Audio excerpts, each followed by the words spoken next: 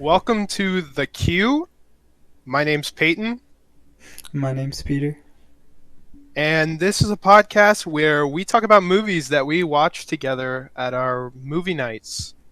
And for our lineup today, we have Zack Snyder's Justice League, we have The Father, Kurosawa's Dreams, and Drive.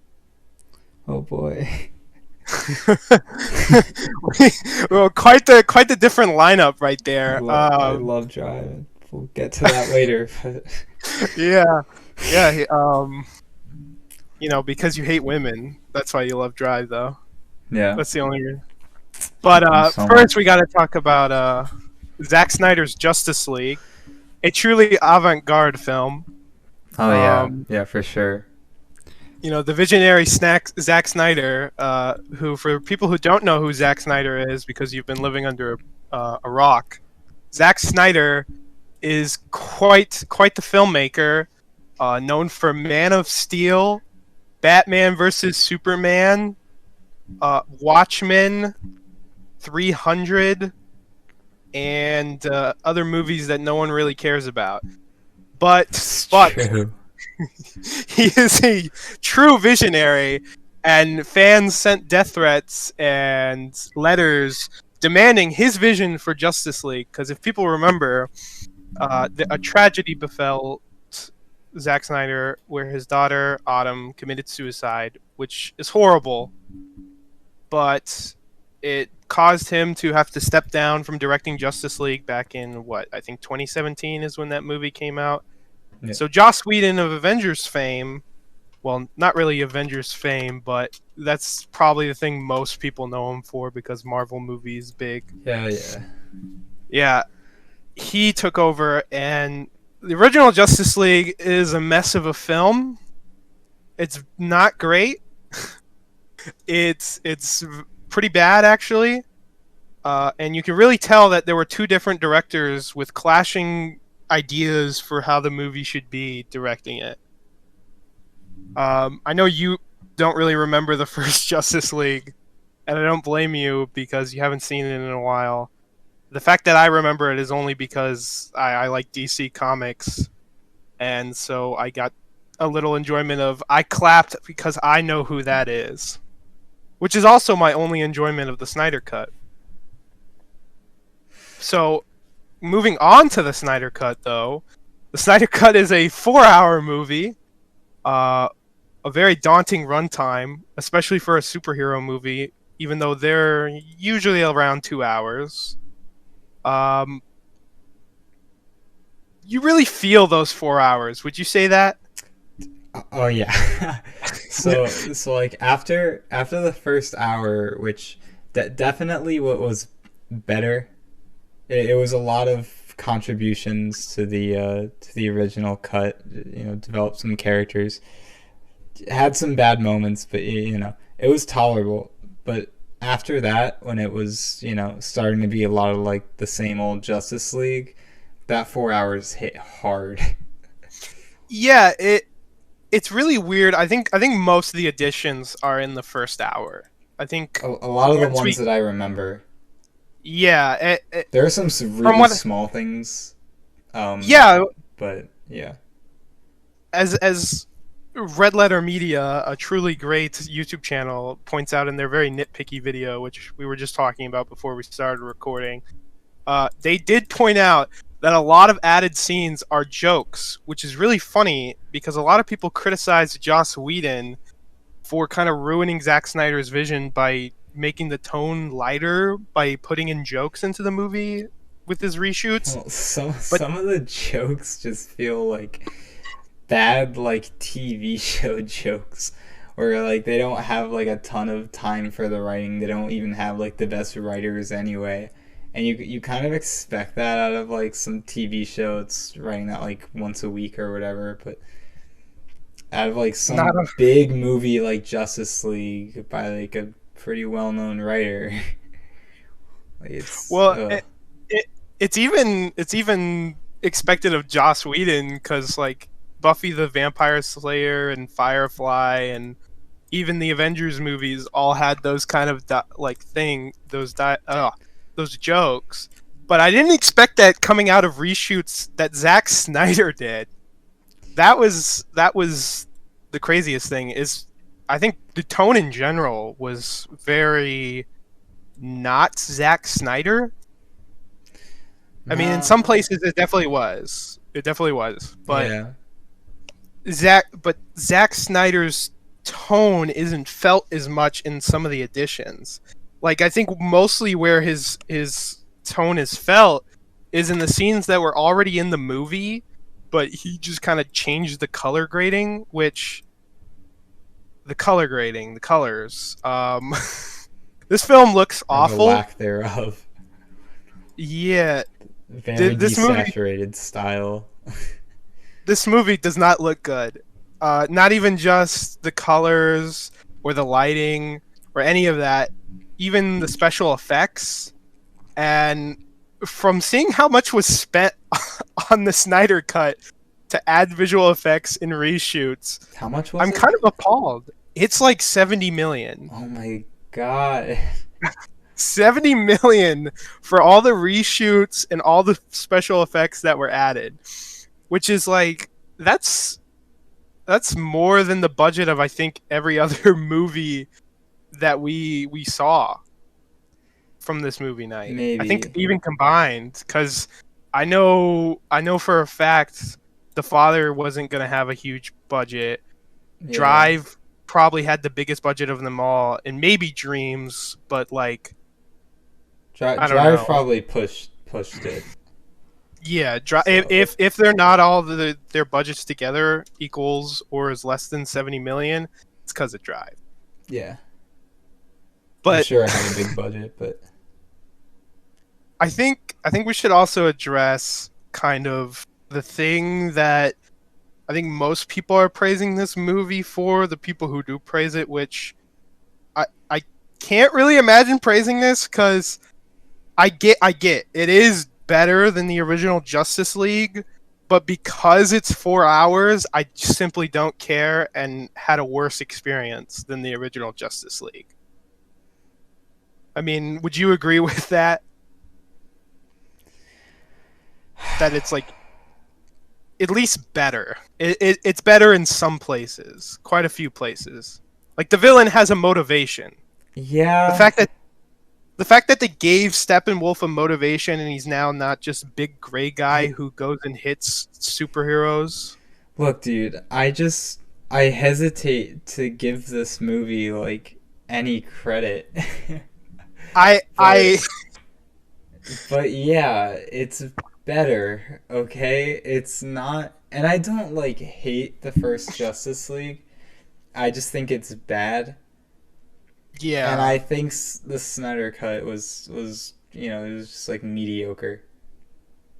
Yeah. And the parts added made it enjoyable at first, but they just became irrelevant by the end. I mean, 4 hours. I mean, it just doesn't even feel like it's a part of the same viewing experience. Yeah, they're very different movies because of that.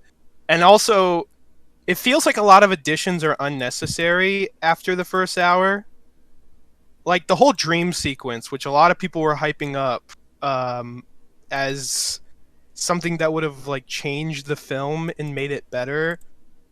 That whole sequence is just completely unnecessary, and only serves to hype up for movies that aren't going to exist. Because as far as I'm aware, they have no plans to continue with what Zack Snyder wanted to do with the DC extended universe. I haven't heard anything about that. I know So- fans are once again doing their thing where they did with the Snyder Cut, where they're like mass tweeting at Warner Brothers to let Snyder direct the DCEU because they think the Snyder Cut was a masterpiece or something. But it's so unnecessary and it's not good. I mean, Jared Leto is acting as the Joker is really horrible there. I guess we should say is somewhat spoilers from this point on, but I don't know why you would care. If you do care about that thing, I would kind of skip this part. We'll put timestamps in the description to when we go to each movie. But yeah, this Jared Leto's acting is not great in that part. It's pretty cringe-inducing. I have seen a bunch of other people really praise it and say it's on the par with Heath Ledger's Joker. No, you haven't. I literally have. You don't even understand. I felt like they were trolling me, but I can't tell, honestly, with the Snyder Cut. Dude. I can't tell who's trolling and who genuinely is just praising it. Dude, the part that's so bizarre to me is his laugh. And just how it's changed in fucking every portrayal of Joker he's done. Yeah. Like, Every time... Dude, even Justin's Suicide Squad, he's not even consistent with it. Yeah, it doesn't... It's so weird. You could just see he's just like... It doesn't feel confident. I have a feeling he doesn't really want to be doing it, other than like it's a paycheck for him. I don't know. He probably thinks it's cool. I mean, if someone asks you to play Joker, that's like, hey. Yeah, but I don't think he feels passionate about it. I definitely wouldn't. I don't know if he's willing to put himself in that kind of mindset. So I don't know if he's really tried to tune himself in with the character at all. Yeah, he's a good actor. Like, I've seen him in things I've enjoyed. Yeah. And I've enjoyed his performance. But he just phones it in so hard for this. Yeah. And it's really disappointing. It's very disappointing. But, I mean, what are we going to expect from superhero movies?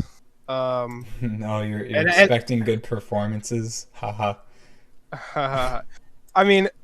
And I'm no super movie hater. I mean, I like superheroes as a medium. I like the comic books, which, speaking of all that, I absolutely hate how they butcher these characters.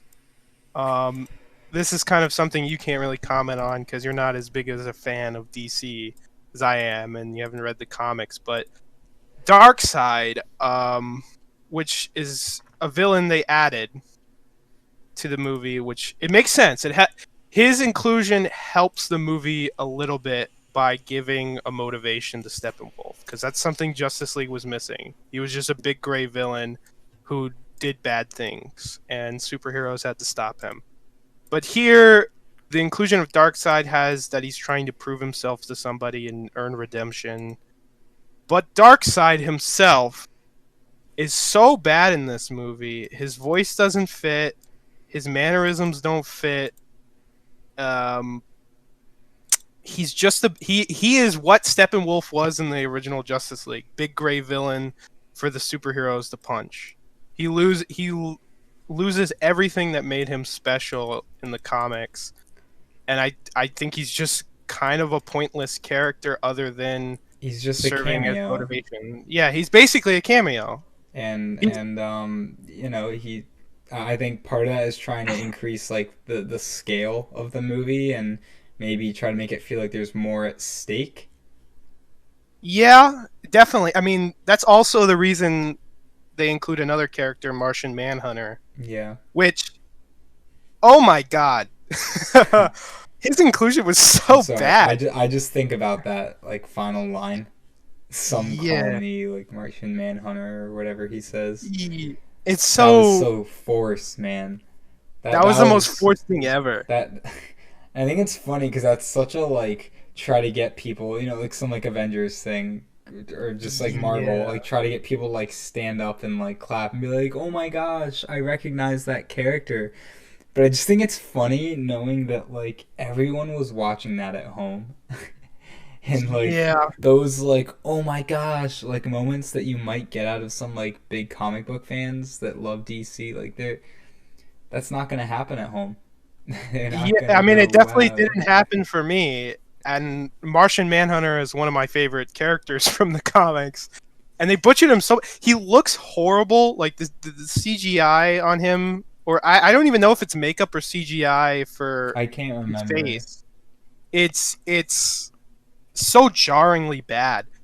And the first scene he's introduced in makes no sense because it's set up where Martha and Lois, which again their scenes are pointless. All their added scenes are just Yeah. try to humanize, I guess. Their scenes are not good, and they Just shouldn't have been characterize added. them more than they are in Justice League, where they're just there. Yeah, and they have a scene where Martha is trying to convince Lois to get over Superman's death, Yeah. but then when she leaves the apartment, it just turns into Martian Manhunter, which completely destroys any emotional weight you could have had for that scene. And the scene was fine before that. Like I thought it was pointless, but it was actually pretty well written, all things considered.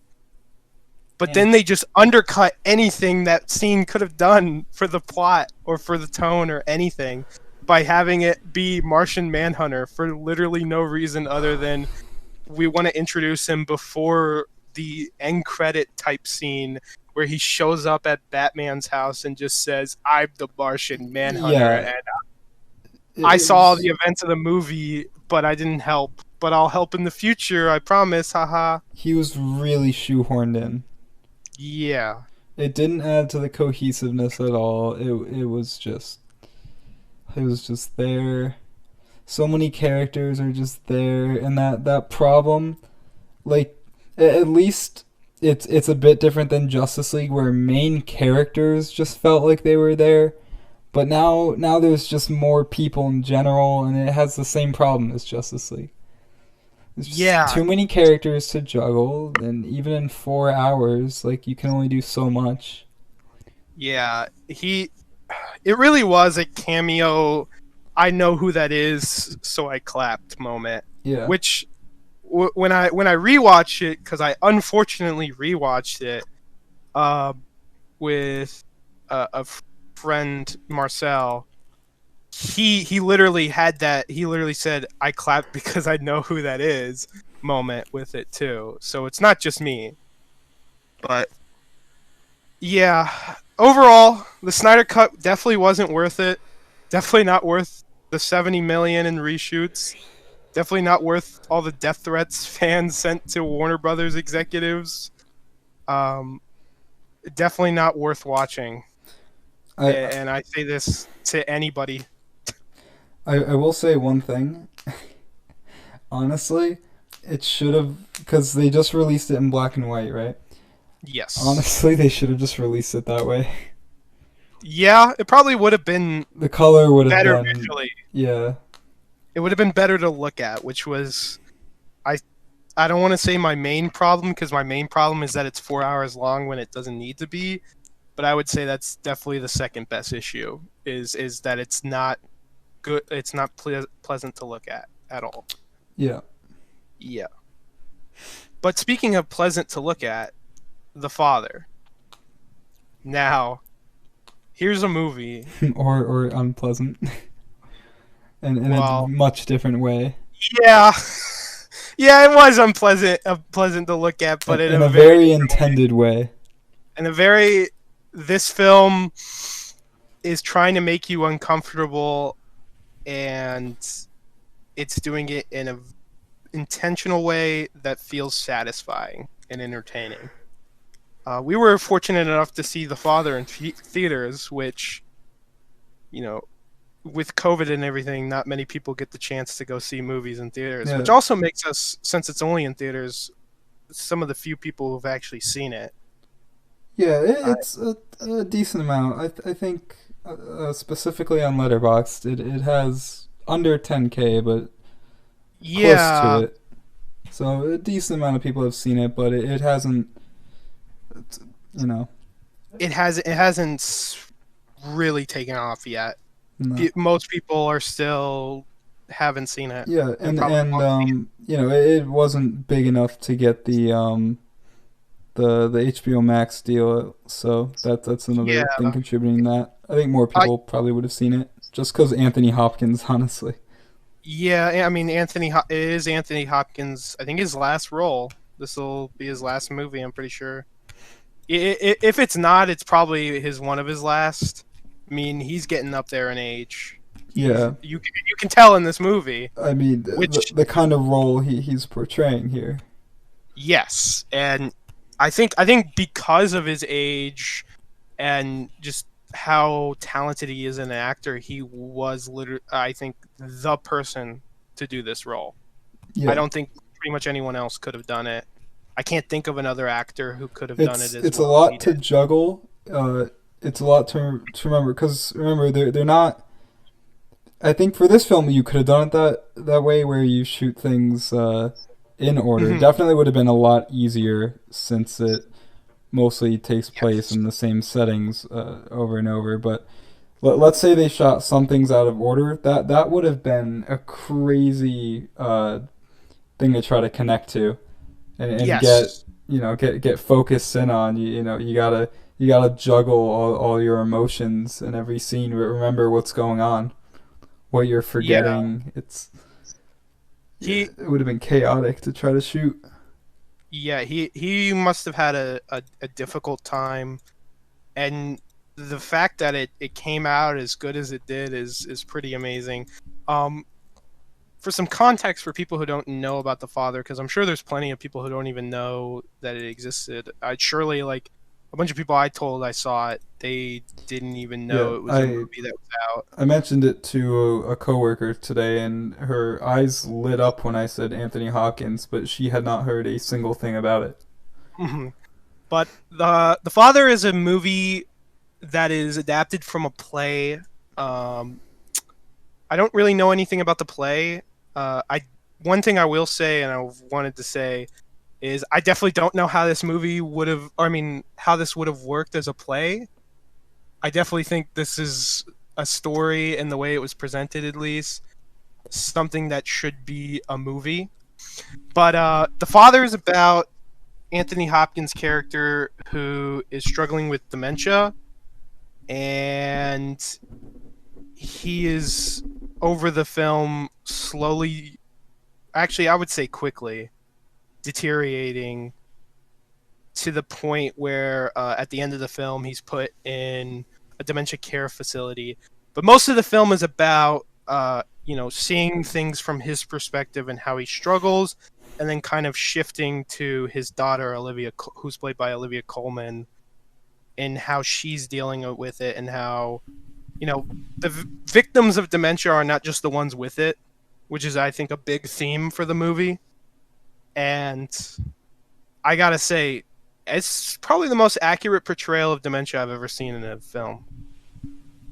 Yeah, I don't know if there's been many as empathetic and deep films trying to cover that. At least ones that make that the subject. I don't know if I've seen a single film Yeah, that makes that its core subject. I know. Actually, the only movie I can think of a portrayal of dementia besides this is ironically the Planet of the Apes remake with James Franco, because his dad has dementia, and it feels a bit like a cartoonish display of dementia in that. But here, it's perfect.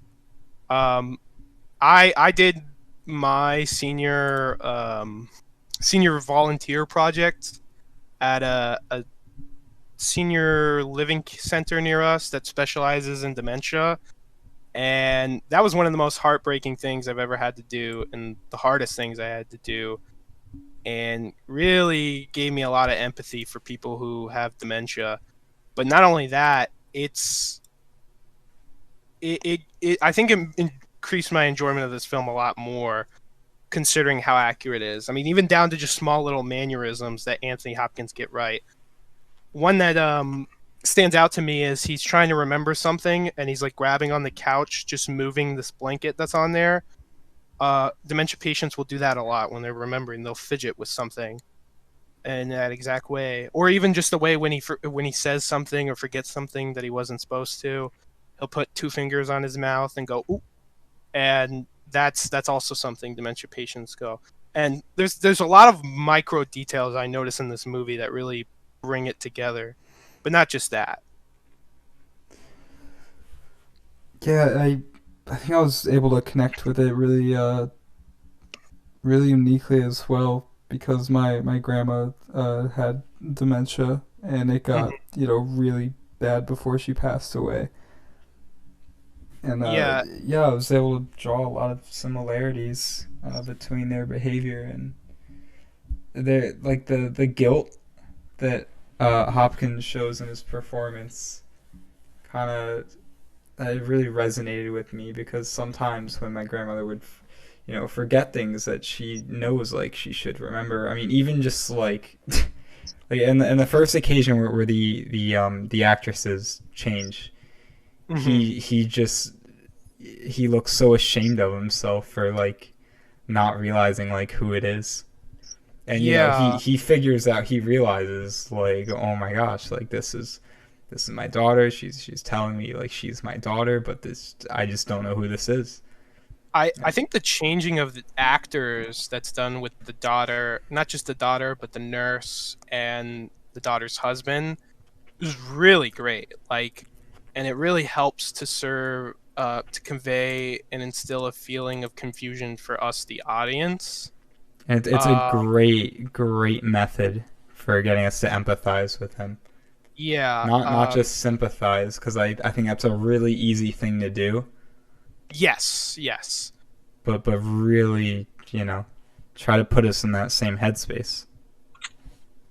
Yeah, and I thought it was terrific. I mean, there were several times where I did feel confused in a way. I feel like from just my experience with dementia patients, is probably how they feel because we can't exactly know how they're gonna feel unless we literally had dementia.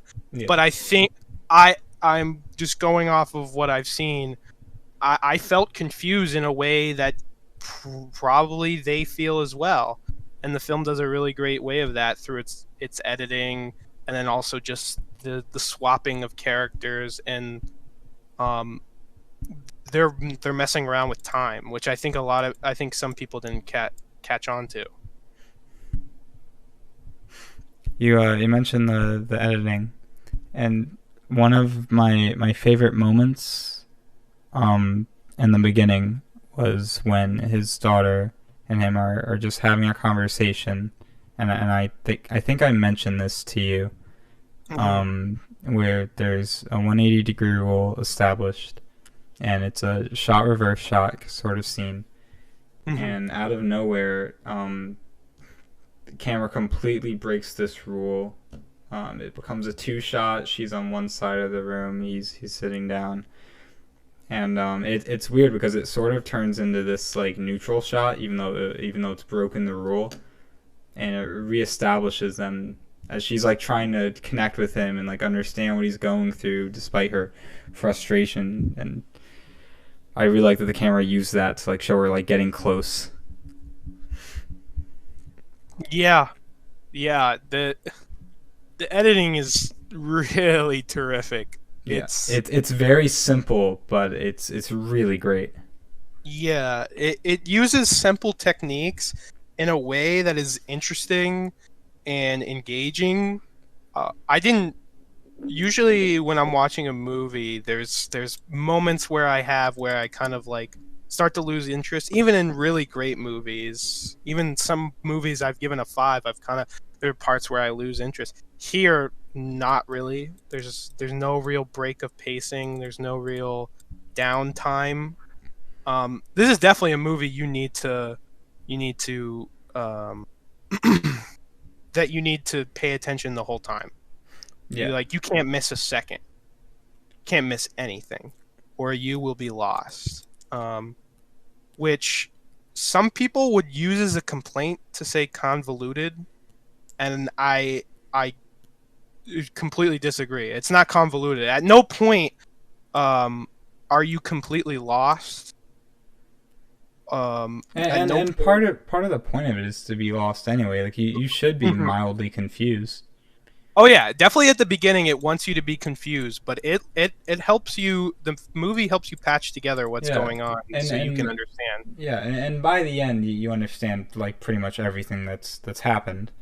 Oh yeah, oh yeah. But I mean, like throughout, like the whole thing about like whether she like goes to Paris or not, blah blah blah. Like it's rejected so many times, like in the beginning, but you still have this Hmm. feeling like who knows? Like we really just don't know what's happening in any scene. There are some scenes where you expect, if you can see it, that this definitely happened and Yes. established very early on. And we realize no, it's just some things that we see. Just, nope, didn't happen. Yeah. And it does a very good job of clearing up what is real and what isn't. It isn't like a lot of movies that are kind of like this, not specifically about dementia, but kind of try to intentionally make you confused, where it does it by just, oh, is this real or is it not? It makes you confused in a real way. Yeah. It doesn't just make you question, okay, did this actually happen or did it Yeah, not? there are a lot of scenes that where the intention is clearly to ground the film for a second. A lot of the ones where his daughter and her husband are, talking about him. Hmm. Those ones, there's never any question whether those happen. They never get brought up by Anthony either. Yeah, and also something that, somebody we know who hence shall not be named, but mentioned is the daughter scenes, which I'm guessing is based on his complaint, is a complaint that some people might have, which is that they break the tension and they kind of break the whole it being from his perspective most of the movie. But I think those scenes really serve to help ground the film as well, except for one where she, I believe, she dreams that she suffocates Anthony Hopkins. Yeah, I can't remember exactly. I am pretty sure it was just her dreaming, not Anthony Hopkins, you know, having his own. Um, yeah, no, it was her. It was her. yeah, yeah, yeah. And but And besides that, it was more like a daydream too. yeah, it was a daydream. And those scenes, besides that one, really help to serve ground the film and also make you feel for someone other than Anthony Hopkins, Yeah, which, and I think that's a really important part of the movie. yes, that's unbelievably important. Um, I think the movie would have been, uh, it would be more gimmicky if those were gone. Yeah, and it wouldn't be telling anything like too unique. Obviously we understand that there's a massive struggle that people with Mhm. dementia go through. Um, Yeah. but it's important to tell every side and show Mhm. who specifically can be affected by it. Even people that might not be as close can be drastically affected. There's a lot of contempt towards Yes. Anthony by his daughter's husband. Hmm. His He comments at one point, he asks or just comments that sometimes he feels like it might be intentional. The way Yes. he like forgets things because he causes so much conflict Hmm. and his He does confusion. cause a lot of conflict with his. I think the nurse scenes really help to display the conflict. But speaking specifically about that, the scene where the husband starts slapping him, where it's the male nurse's actor who's switched in, and then it switches back to the main actor. I don't remember his name. All I remember is that he's from a show I really like called The Man in the High Castle, and he plays one of my favorite characters on there. But he, when they shift back to the husband's real actor, it's after he's done slapping and when Olivia Colman comes into the room. And Yeah, I think that's a great juxtaposition that also I think also says a lot about, um, because as we find out at the end of the film, that was actually just the male nurse who also attends to Anthony Hopkins in the facility. That says a lot about those kind of medical professionals and how they deal with dementia patients and kind of their coldness. Oh yeah. Well, They become numb after a certain point. Yeah, there's already a decent amount of resentment between nurses and the elderly, but Yes. definitely more so with dementia patients, as it's really hard to communicate with them. Yeah, And I'm sure it is. the nurses don't want to be dealing with that. I I understand it too, because my job when I was volunteering was to interact with them, help them do activities mostly, and you would have to repeat things a Yeah, lot. it's very Uh, draining. they would ask you questions. There was one woman there who always asked me where her daughter was, and it was very heartbreaking because I was told at one point that her daughter had died, and that's actually something the film also brings up, a plot point with Anthony Hopkins' daughter. Anthony Hopkins' daughter, not the younger daughter. There's a younger daughter who is not Olivia Colman. Who this is one thing the film did not make clear, was whether or not the first actor for the caretaker that we actually get to see was actually just his projection of the daughter or not. I can't remember. I think they showed a photo that showed that was his Yeah. daughter. But Do you remember her name? I don't. I think it was Elizabeth, but I could be wrong. Elizabeth? I don't know. I don't remember. I wish I did, but she had died in an accident a while ago, and he asks multiple times during the movie, where is she when she's going to visit me? Because he thinks she's traveling the world because she's a painter, but she actually died in an accident a while, and that's why he hasn't seen her. And that is a very good plot point that I like a lot. And also, kind of serves to just show how heartbreaking and how difficult it is for people with dementia and the people around them, because they have to they choose not to mention it to him for most of the movie.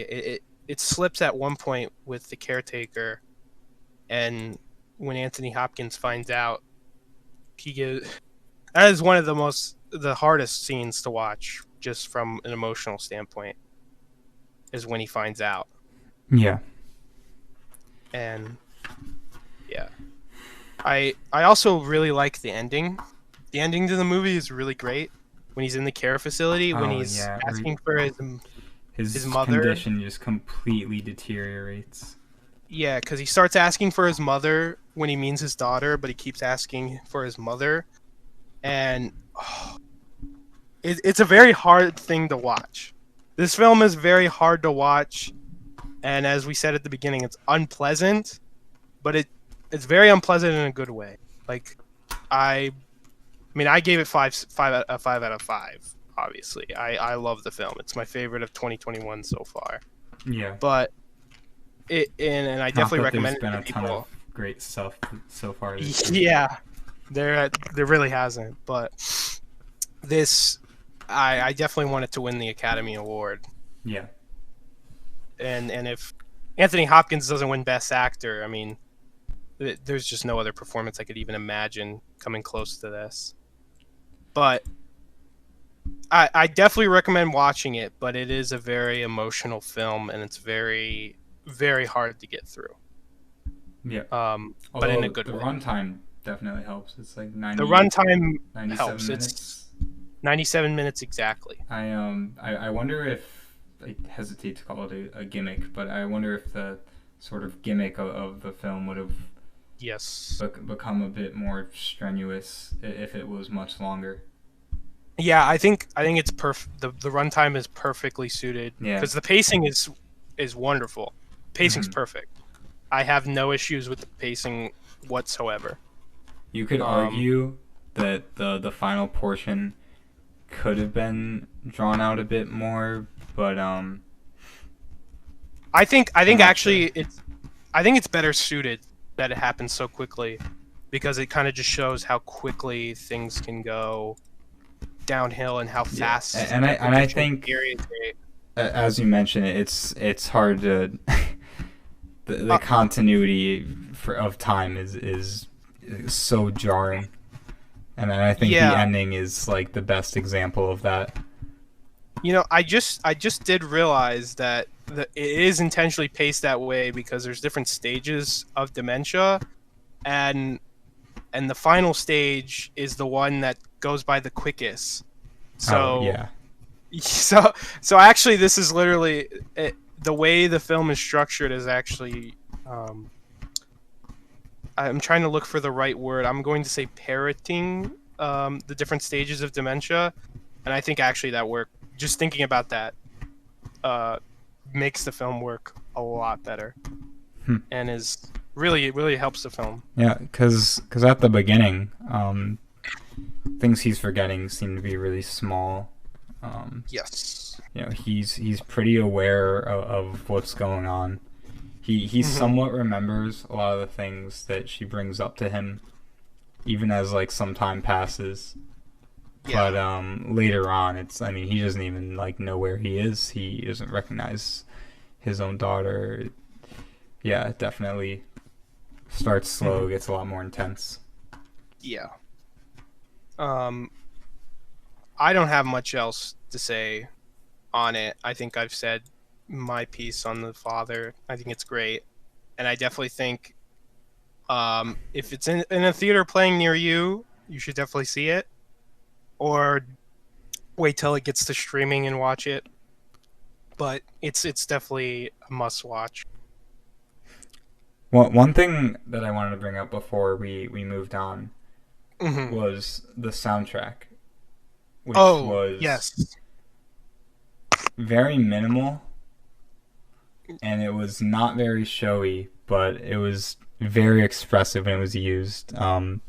Mostly classical pieces. Very beginning sets the tone very well. You know it's going to be a bit melancholic. It's not Hmm. it's not going to be anything like a tragedy or whatever. You know it's going to be a very depressing sort of feeling to watching it. Hmm.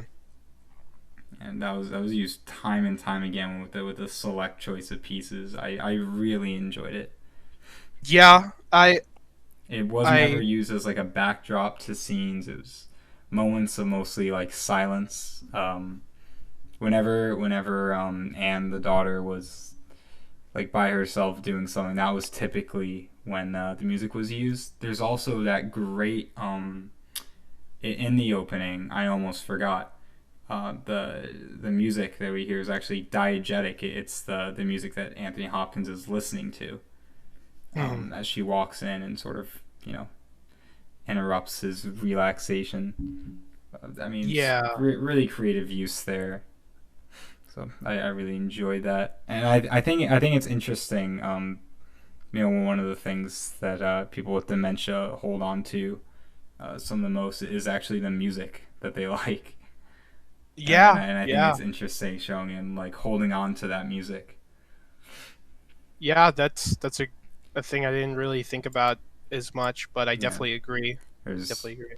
and then there's the scene where he's like cooking in the kitchen too, and he knows what music he likes, but then doesn't even realize like what house he's in the same scene. He stumbles upon his daughter's husband, and he's just like, "Who are you?" and like, "Why are you in my house?" Hmm.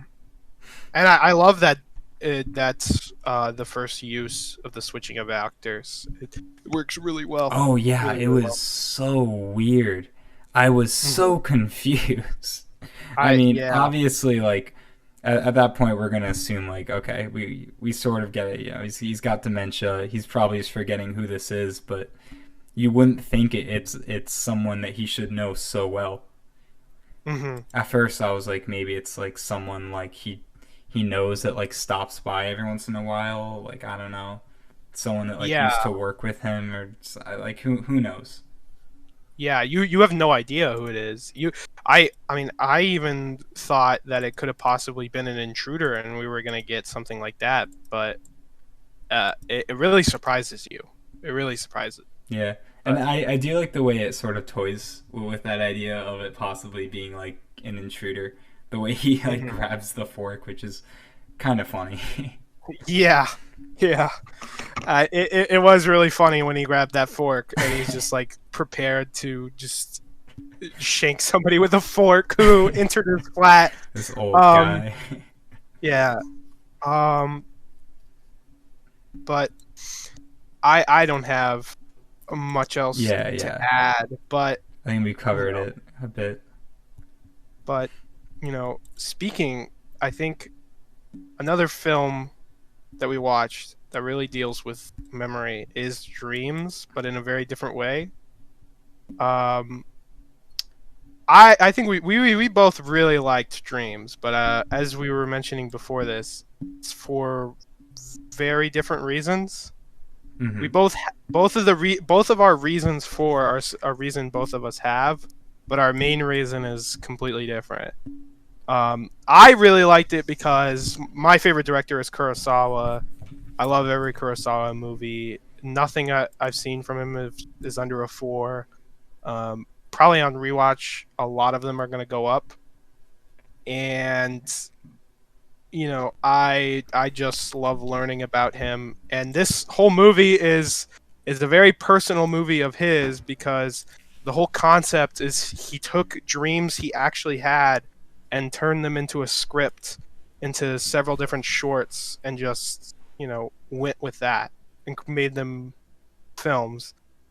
Um, it's a very personal film, in my opinion, and it really shows many of the thoughts and feelings, and you feel like you get to know Kurosawa through it. But Yeah. your reason is very different. Yeah.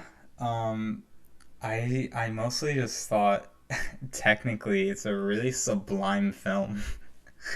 I Yeah, mean, it is. every single dream was so unique, and this is the first film from Kurosawa I've seen that has color, and I was really astonished by it.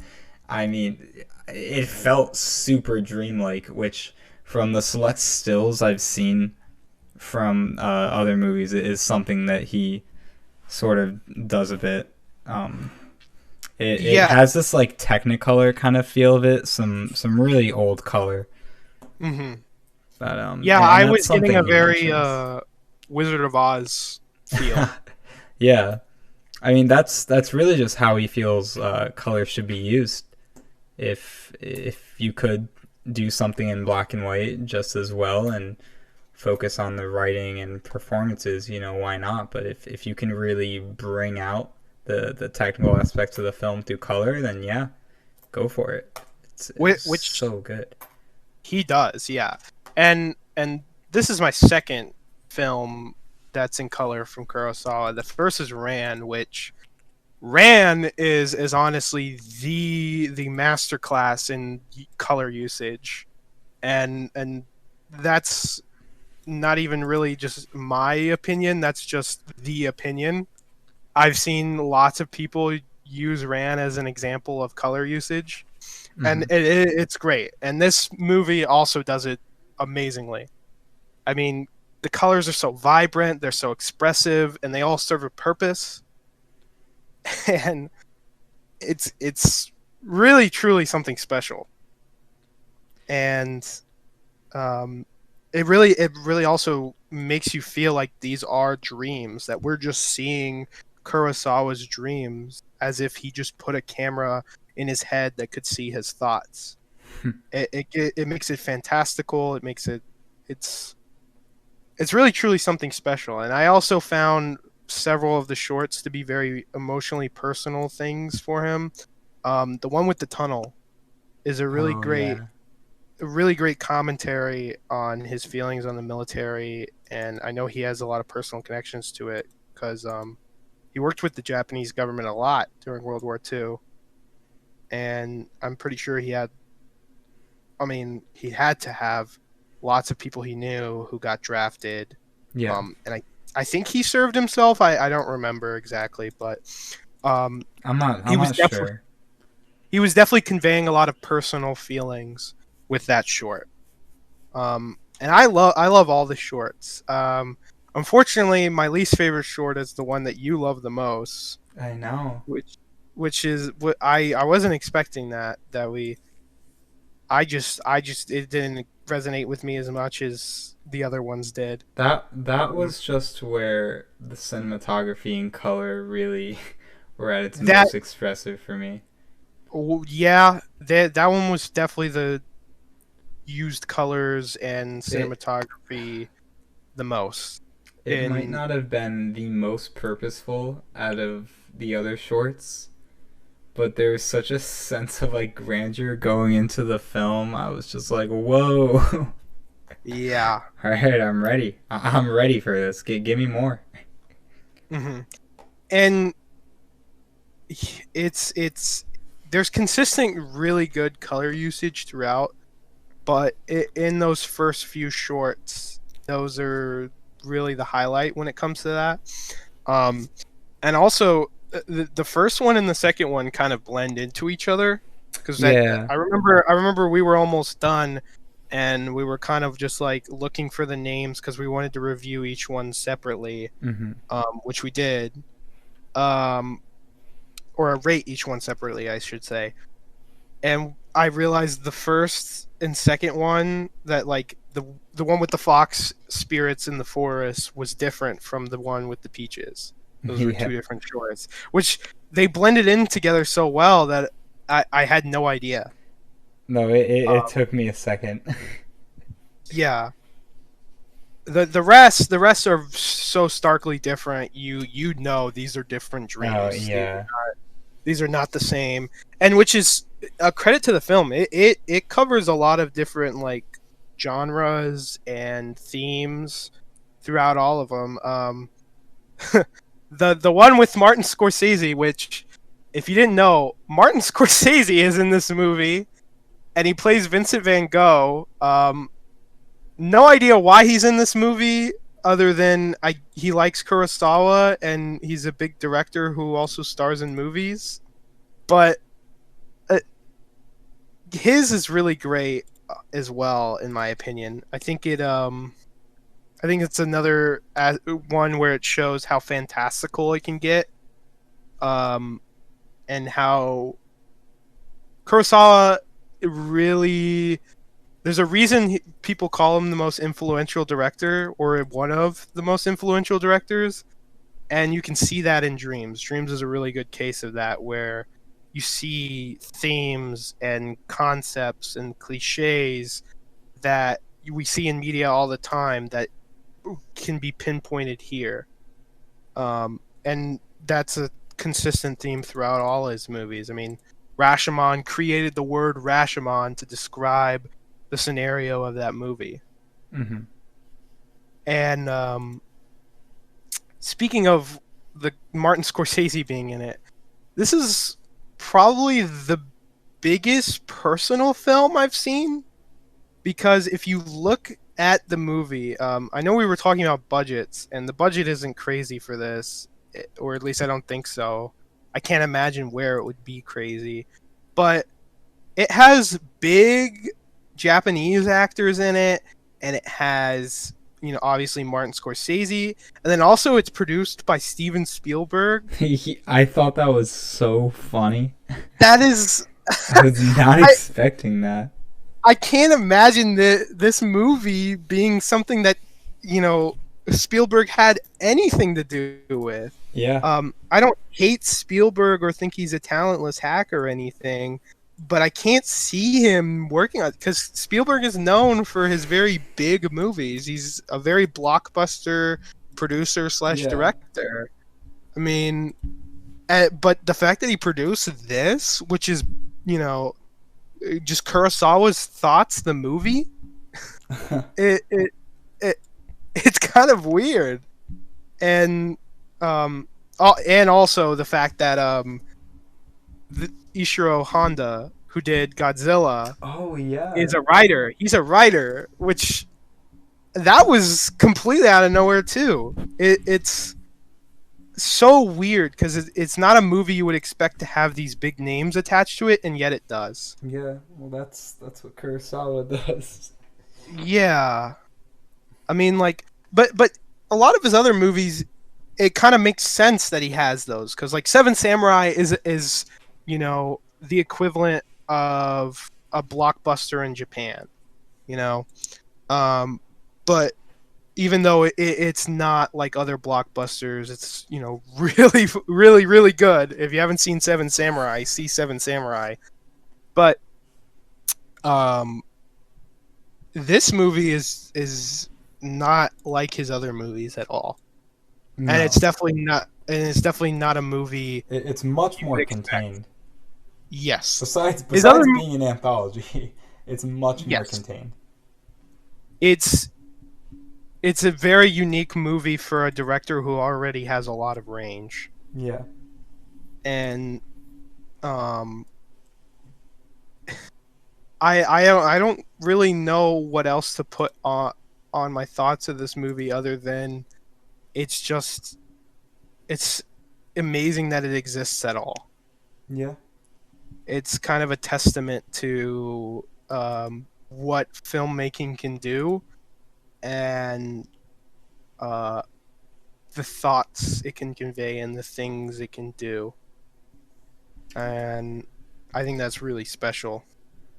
I think something that we actually didn't talk much about, and I'm not sure how this didn't come up, was the consistent theme in almost every short that sort of culminates in the end, and that's sort of how humans interact with and feel about nature. Because Yeah. nature is the constant in every short. That is true. That And is, he and that's a very seems- personal thought of He Kurosawa. seems to have a deep sadness for how modern culture has sort of thrown away our environment. Yeah, it's a really saddening thing. Yeah, the and- last short especially. Yes. With it There- being a large focus, it's mostly a monologue. Honestly, I mean, the other man there sort of just serves as a reason for the man to talk, but it's basically just a monologue. Yeah. About that. It it's a really it's really well performed and directed too.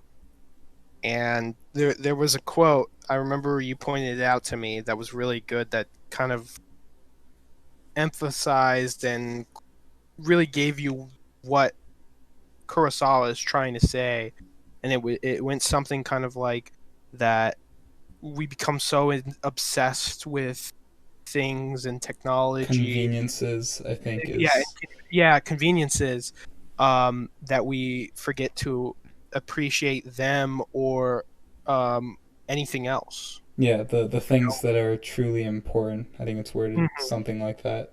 Yes, and I think it's kind of crazy that this film served as the inspiration for the Unabomber and his manifesto, but Oh my god. and I Why would you say that? Why would you But say I that? think, but honestly, he does make a great point, and it is, I think, Kurosawa really being personal with his movie. Yeah. I whether definitely or want to what- revisit this too. Oh my Yes. gosh. It's every one of Kurosawa's that I want to revisit. I mean, honestly, all of them except for maybe High and Low, which is both kind of a hot take of ours that it's not like one of his best. Yeah. But we're not talking about High and Low. We're talking about Dreams. One of the main reasons I want to revisit it is because I really want to think more about the role that the I forget which one which number it is in order, but the one about the the nuclear fallout.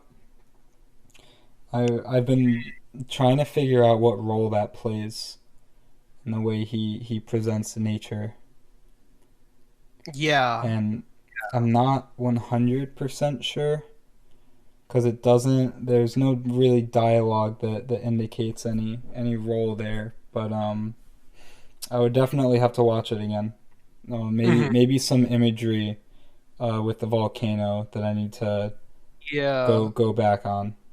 Well, you were mentioning set design before we started the podcast, and that's the set design is definitely geared towards that. All the sets very much have clash of the conveniences that Kurosawa is talking about and nature itself. I mean, the last one especially, how the village is very minimalistic, and even though it's a more modern village, because this is made in 1990, or I mean, it's a more modern time, they're still using a lot of antiquated technology that a lot of people don't use. I think the main guy makes a point of oh, what do you do for light? Because they don't have electricity, and he says, oh, we have candles. You know, that's kind of what my piece on it. So now we're gonna talk about why you hate women. Yep. Let's talk about Drive. Let's talk about Tribe. One of the infamous. The last one. Do we? Yes. This is the last boy. one. Ending Because on you a fell good asleep note. during Droid security area. Let's not talk about that. Yeah. But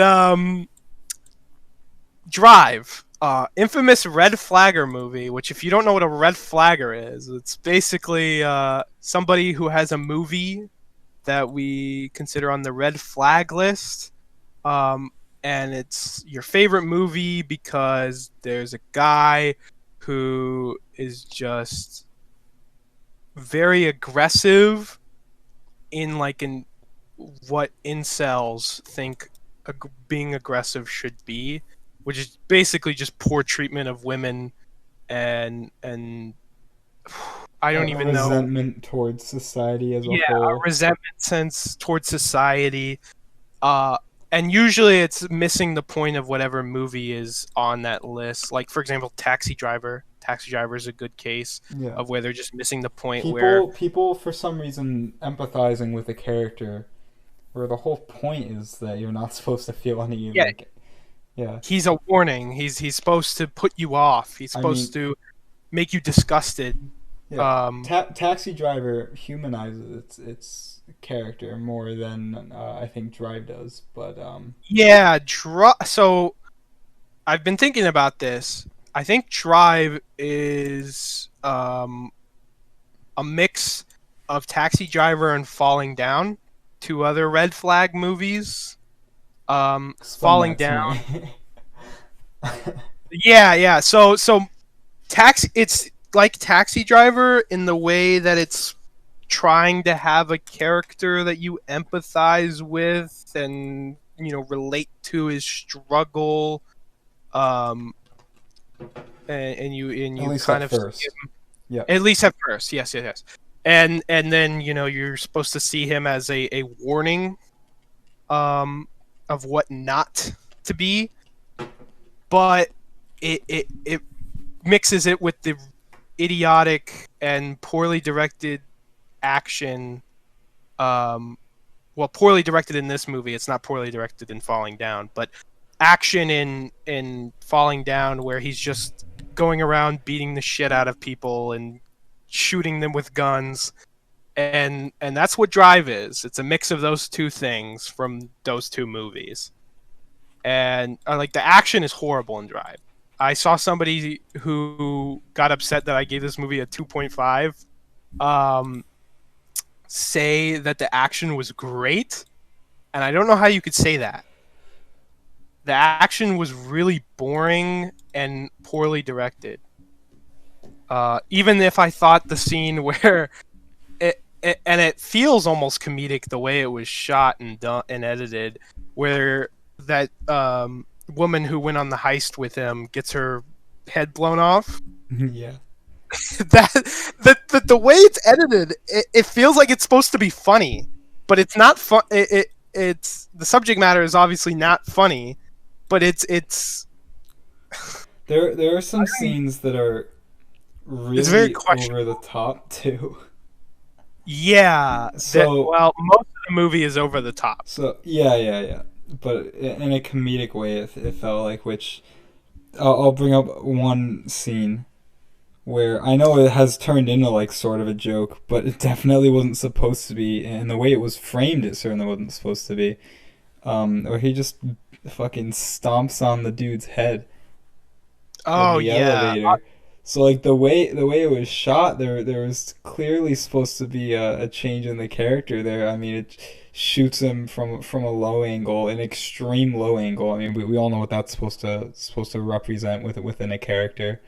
It's supposed to be an yeah. overwhelming sense of power there, and it just felt silly. I mean, Ryan Gosling's expression throughout the movie, he has all. He's got a blank face most of the movie. He's very He doesn't unexpressive for most of the movie. Which is weird because other things I've seen him in, like Nice Guys, and even Blade Runner 2049, he's far more expressive. He's not an actor that has the sort of over the top expressiveness, but he's able to deliver it in very subtle ways, and that subtlety seemed to be gone in Drive. Whether he was attempting it or not, I don't know. I don't know really what the directing was, which Nicholas Winding Refn, I mean, notoriously not the best director. Yeah. Some people might love him. His movies aren't super well acclaimed. Some of them are supposed to be really good, but I don't know. Nothing I've seen in his filmography looks all that interesting, and the only thing that I think is interesting besides Drive is Neon Demon, which I explained. But the only reason I want to see Neon Demon is because I like the soundtrack, and some of the visuals look kind of cool. Only God it's a poorly rated forgives. movie. I like the poster. Yeah. I don't really know much about it, and the banner on Letterboxd, at least, it's just Ryan Gosling with his fists up. It's actually it's a perfect picture to kind of emphasize his expression throughout the whole movie, because he has the same expression in that banner image as he does have he during just looks Drive. so indifferent to whatever is about to happen. Yeah. He doesn't really get characterized much at all. He doesn't get much in the way of characterization or development. Not as much as you would expect from a movie with such a high rating. Yeah. You would think there'd be more depth to it. Mm-hmm. And not only that, it's just the pacing. Pacing is really bad. I mean... Oh, yeah. I remember... what was it? Either 40 minutes or... It was probably 40 minutes, because an hour in would be silly for like an hour and 40-minute movie. It was 50 minutes. It was 50 minutes. Okay. Yeah. I remember being shocked how far through we were, because the main conflict like just started, and I didn't feel like anything had happened. Well, yeah, nothing had really happened. It was all setting up the robbery. Yeah, and it was all set up. And I didn't think the characters were compelling enough to really enjoy that setup. Mm-hmm. I found the beginning really awful. I think you liked the beginning more, but I found it engaging in the sense that I had no idea where it was going to take me. Yeah. But once we got there, I was just like, that was sort of gratuitous, but okay. It felt pointless, especially when we got to the climax and the fact that we have 50 minutes left to do everything else, which was not enough time. Everything went by way too quickly. Well, because it just sort of became things happening. It became the fallout of everything that had happened with him taking the money, and I don't even remember Bryan Cranston's character's name, But you know, Yeah. And he's in it a lot. It's not like he's like a minor character. He was a pretty major character for the beginning. He was in it a lot. dude. Honestly, I was hoping the racing thing would go somewhere, just because I think the editing of the car scenes, those are pretty good. And That's like where the movie shines, is those car scenes. Yeah, the whenever he's trying to maneuver away from people. I don't know. I was hoping to see some cool racing shots, but that was just me being like, ooh, I like car movies sometimes. Speaking of that, something a lot of people praise with this movie is the style. Oh and my God. I don't particularly even care for the style. So I was sort of indifferent. I'll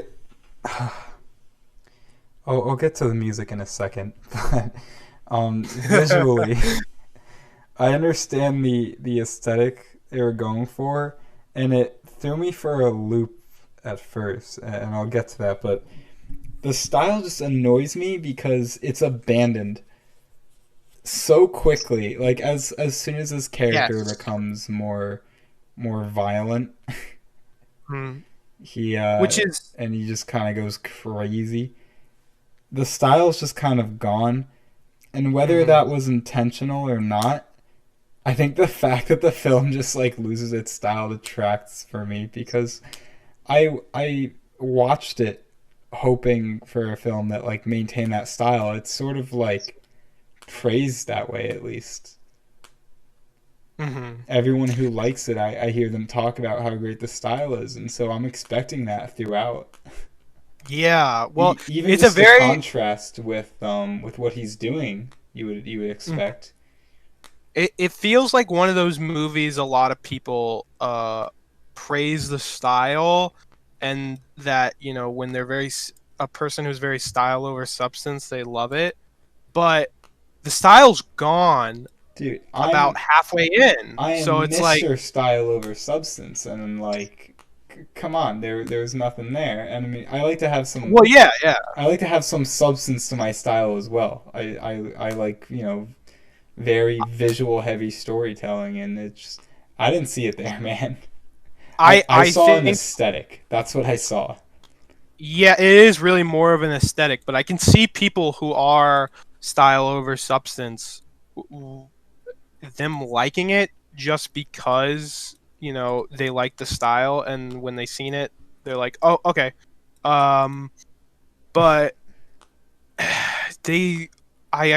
think it's a classic syndrome of like when people watch a movie and they really like a certain part of the movie, so they ignore all the flaws. Oh, and yeah. This is them really liking the style, but ignoring that it's gone for half of the movie. Hey, and that it's not even present. That's something, I mean, I'm definitely guilty of for movies that I watched like much before I became more of like a cinephile. Like when I watched The Dark Knight earlier today, with another friend of ours, going into it, I was like, oh my god, yes, like the robbery scene in the beginning, it's so good. And then past that, I was like, wait a minute. Have I just been like remembering that one scene, and I kind of forget about like everything else because I love that one scene so much? Well, yeah, I actually speaking of that, I had attempted a rewatch like a few months ago, and I had a similar feeling where like I saw specific scenes and I was like, I love these scenes, and I was like, wait, when I remembered this film in my head, I only remembered these scenes. I don't remember all this other crap. And Drive is, I feel like, a movie for a lot of people who have seen it and really like it. They've got that going on. And I'm definitely guilty of doing this. I'm definitely guilty of. I remember specific scenes. I've had to decrease the ratings on quite a few movies because I rewatched it and then remembered, oh, I am only really liking these parts, and overall the film is kind of I think the opposite happens too, where yes, you really hate some scenes. So like, I watched Shrek 2 like 2 weeks ago, and I just remember hating a bunch of different things. I mean, I'm not a fan of DreamWorks style. Yeah, The animation like really throws me off. I don't love 3D already. So if you can sort of try to make me forget that it's 3D, like Soul does an okay job at that.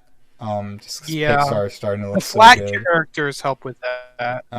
It also Yeah. helps if most of the background is trying to be like as real as as real as it can be for an animated film, and trying not to make it as jarring as like Toy Story does. Toy Story 4, I mean, Yeah. where things are just Yeah. hyper realistic. Like do you remember the cat in Toy Story 4? I do. Oh I my do. god, it was Uh, too real, man. terrifying. It was terrifying. Actually, I remember being like having a slight sense of fear when I saw that in the theater, and I was like, what is this doing in a Toy Yeah. Story movie? Yeah. I mean, this is something that belongs in like a movie like 9. Yeah, it's not really used to great effect. But yeah, Mhm. in Shrek 2, like shit, like the background just it didn't feel like immersive in any way. It was just over the top DreamWorks animation. But when when I watched it, I remembered like, oh, this film's pretty cool. This movie's pretty Yeah, good. yeah, you were definitely sleeping on Shrek 2. Yeah. But Back to Drive though. yes. And style. I really thought, and this is another part of why I like the beginning, because like I said, I just didn't know where it was going. I mentioned this to you. I thought the style might have been geared more towards the sort of environment building of After Hours, for instance, Yeah. where it kind of becomes this like nightlife, like shady shit going down at night. Nightcrawler is Tries, also a very good yeah, example. tries to sort of even almost like a Taxi Driver sense, tries to characterize the nightlife of a city, and Yeah, that's another contrast that reason. with the day. Yeah, that's another reason I kind of said that it feels kind of like a mix of Taxi Driver and Falling Down. Yeah, You know, Taxi Driver kind of in the approach to an attempt to have themes and style, and Falling Down in the over the top action and lashing out against society at whole. and I really thought in the presentation of Drive that it was going to be that. I mean, the night Yeah. and day of Drive in the beginning is so different. I mean, we start with him carrying out a job, Hmm. and then immediately after that, he's just doing some stunt work. Yeah. This sort And of it's in the like, day. yeah, It's so weird because it's so jarring that it swaps from being a mostly nighttime setting to a daytime and I setting. thought that would be purposeful, Hmm. and I guess maybe the intent was more about his character Yeah. and the sort of like hidden life he has or whatever, like It, the it might concealed be like nature. it might be a very blunt, oh, yin and yang, his good Yeah. sides during the day and his bad sides during the night. Ooh. Yeah, it's probably something to just internalize, but I Yeah. don't know, I really thought they were gonna build on that. And they didn't, and I think it's most present for the fact that the heist takes place during the day. I Yeah. don't know why it did.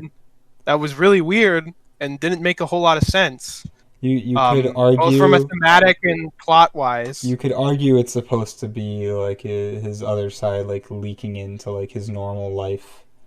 In the same Maybe, sense that in that scene he starts to uh, get his like girlfriend involved too with all that. So that's yeah, where it all goes down. But I'm not sure about that. I think yeah. it'd be It easy to throw a lot of meaning into this, but I'm not sure it's there. yeah. It doesn't. Even It, the it most definitely doesn't shallow feel stuff. fleshed out. No. It doesn't feel fleshed out enough to really say anything. I guess is what I'm trying to say.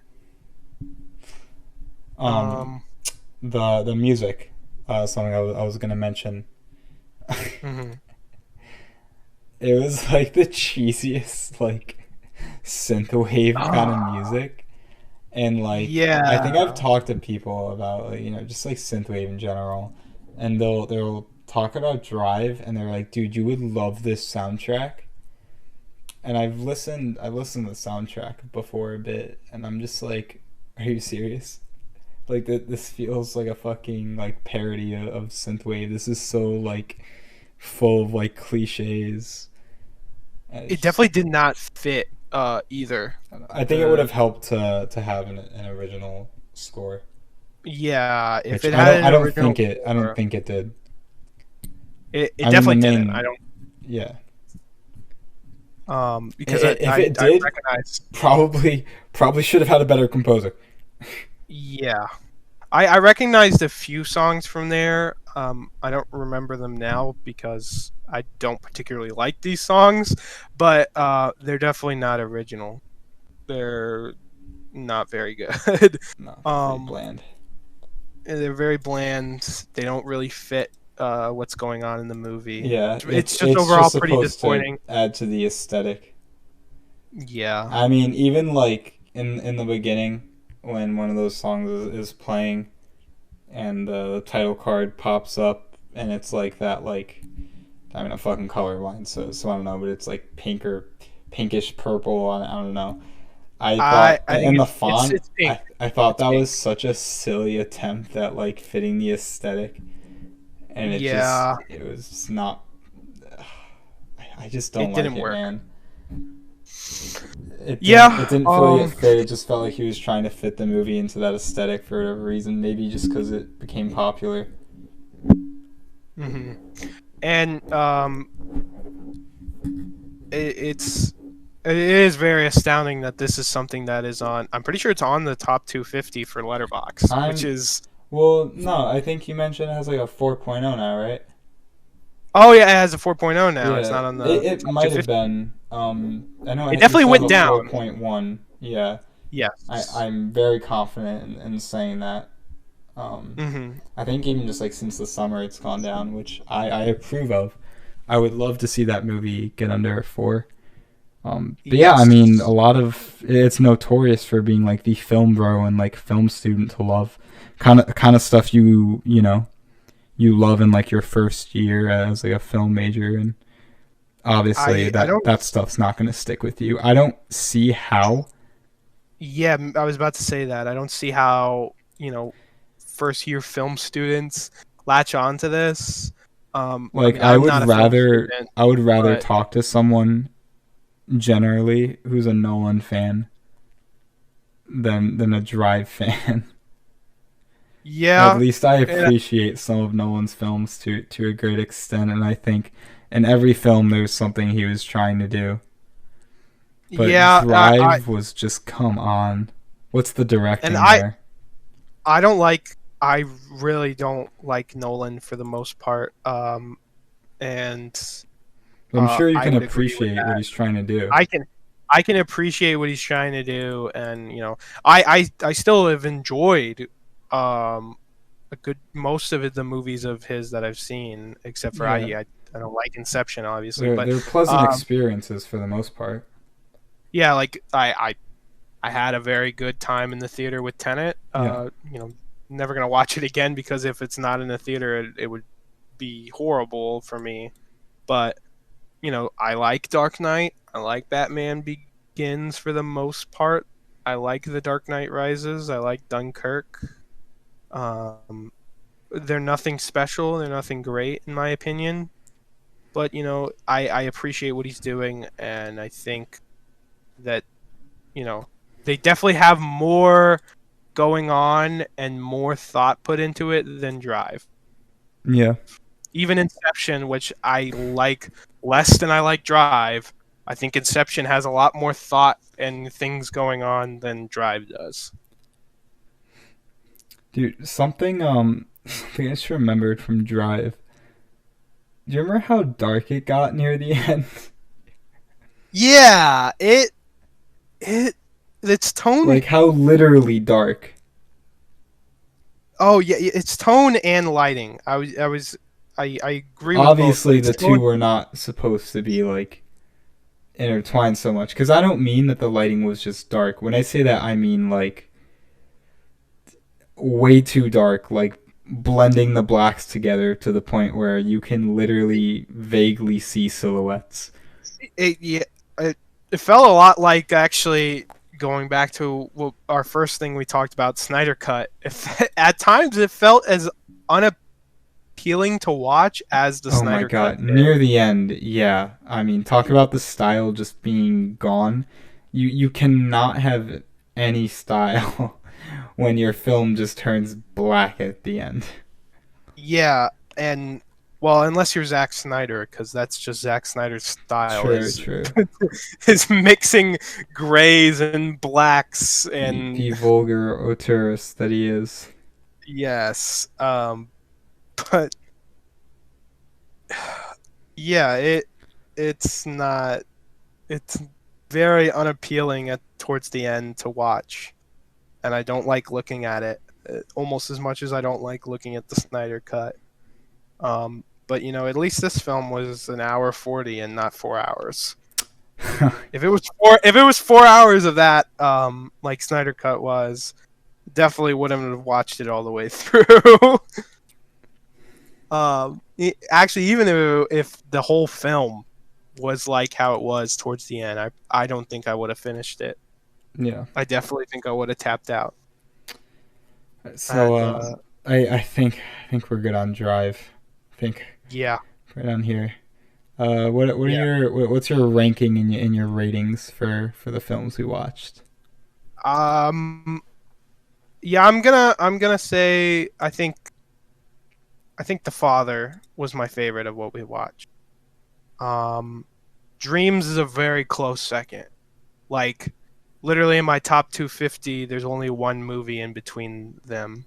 Yeah. Um, and uh, I don't think the rest of what we watched even compares, especially considering my rating for Drive is a 2.5, and for the Snyder Cut, I think is a one and a Oh half. yeah. Yeah. So very we had two films that we both loved, and then two films we both um, didn't like. But you liked Drive more than me because Yeah, you gave I liked it to an extent. I thought the yeah beginning was at the least engaging. yeah And yeah, I don't know. It just disinterested me for the most part, and I criticize it heavily only because people praise it so much, and I feel like I have to express that I just don't see it. yeah it I that don't see the I get that value. feeling. And I as get that someone who's Mr. Style over substance, I just don't see where the style plays in. feeling. Um Um, yeah, I think for me, number four is definitely the Snyder Cut. I'm already yeah turning it's more and more away from the hero flicks, yeah and I can still stomach Marvel. Some of the more stylized ones I think will grow on me more. Guardians yeah having such a pleasant use of color and some great landscaping shots, even though they're basically just digital effects. That's yeah. whatever. Me and me and Ethan, a friend of ours, Peyton, were watching a video that got recommended just because we thought it'd be funny when we were streaming in Discord, and it was like best shots from the MCU, and I think almost everyone except for Iron Man, all Iron Man movies, almost all of them were just complete CG. Yeah. Although it made me appreciate Iron Man like way more. Yeah, I mean Iron Man's great, Yeah. but uh, I think what the Snyder Cut really says for me, and it really just everything we watched is that I was already feeling the superhero fatigue after Endgame, Yeah. and Far From Home. It was a I was just long kind of like, journey. yeah, I was just kind of like, okay, I feel kind of done with superheroes for the most It part. was cool. Most Uh, of the fun was that once we were given something to anticipate, it became Yeah, about the journey there. Like half, I don't remember where the first appearance of T. Hanios was, like Thanos. Guardians, right? No. It was actually all the way back in Avengers, and the end credit scene. They Oh, teased him, and most yeah, people didn't know who he was, and yeah. I, as one of the few people who knew who he was, that was literally a moment I actually did. I stood up and clapped because I was a little kid, and I was like, I know who that is. I've read the comics. I know him. I love Thanos, and I got really excited for everything that was happening, and that's where more Guardians, because Guardians we got a little more of him. We got to see him talk and kind of get to know who he is a little bit. Um, but yeah, that's it. The MCU became about the journey, and then once the journey was over, and we got the little decompression that is Far From Home, which I still liked, but it's I don't love it or anything. Uh, it kind of feels like anything that's going to come after is pointless and not going to be anywhere near as enjoyable or entertaining. Yeah. Because I don't love the Marvel I don't movies. know I what find the them point is. entertaining, but The yeah, next I phase don't of know where they're Marvel, going. it seems to be just like spin-off for the sake of spin-off and like developing characters even more. Yeah, I mean, the Black yeah, Widow movie, isn't it just like trying to give her more of a character in hindsight? yeah. Because it takes place in between Civil War and Infinity Yeah, War. you can't do that so like retroactively. I don't get I what the know, and point it's the is. first, and it's the first. It's starting off the first, or I mean, the fourth phase. She's It's supposed to be starting off a phase. That doesn't make any sense. her role is so like meaningless in the MCU where like whenever she's on screen she's just supposed to be like the strong independent woman. Oh, but also she's like kind of this like seductress. Like I don't. Yeah, and I just don't understand. And then Snyder Cut, what Snyder Cut really represents is, at least for me, just wow. Like I don't think they're gonna get superheroes right. No. And I don't think there's any hope specifically for DC to put out anything I good. think it's Which is venturing disappointing. too much in the spectacle Yeah, just it's because of really what's capable now. yeah, it really is becoming what. Let's see what we can do. And it's really disappointing too because I thought Shazam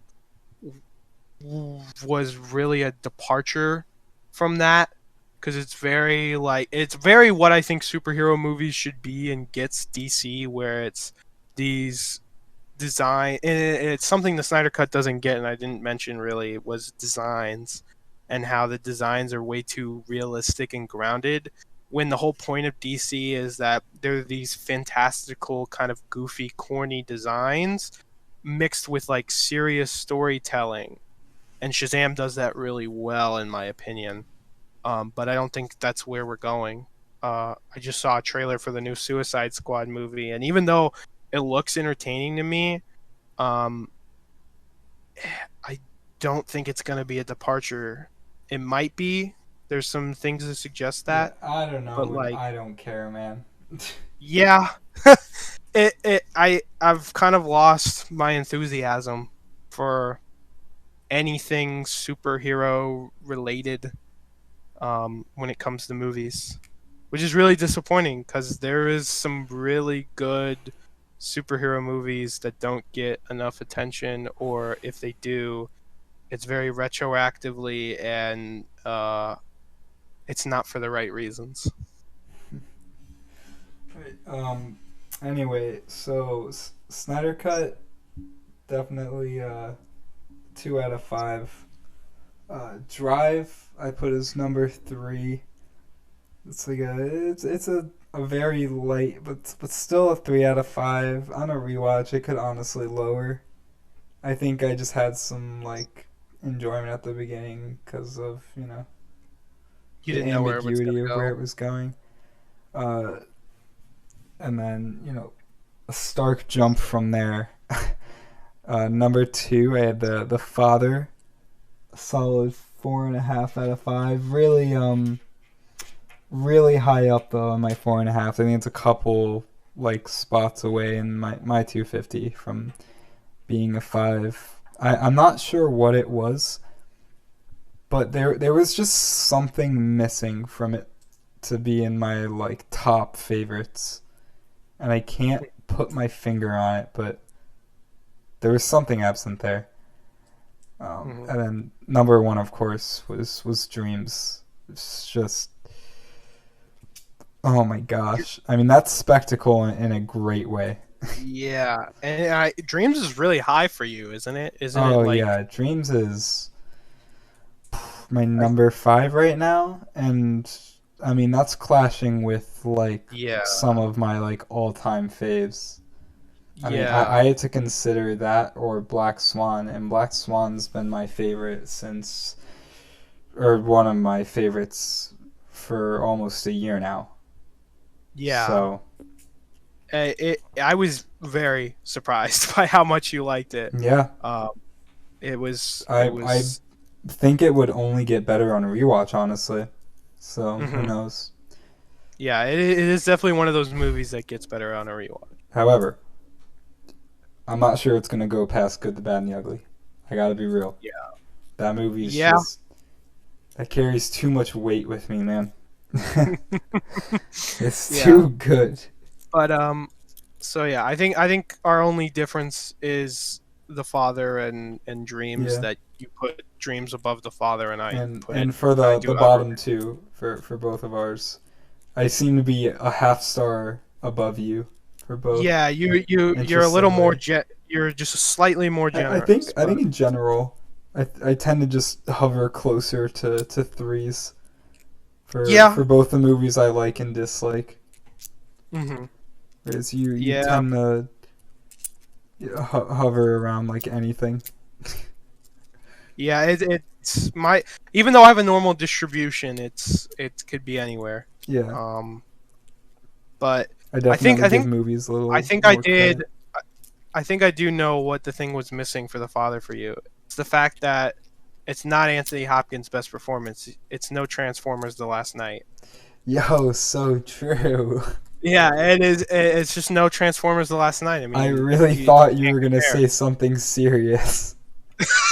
I really thought, and I immediately racked my brain trying to figure out what it could have been. And I But was, no, it's Transformers: The Last Night. And I think that's a pretty good note to end on.